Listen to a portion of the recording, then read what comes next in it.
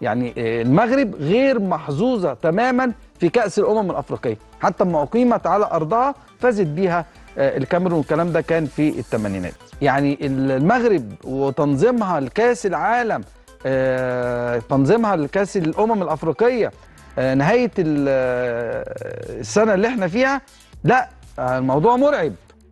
ياسين بونو في حراسة المرمى يعني بيعيش عصر تألق الحضري مع منتخب مصر، مع طبعا كم اللعيبه النصيري وحكيمي ودياز يعني فرقه وناحي، يعني حاجه مرعبه بجد.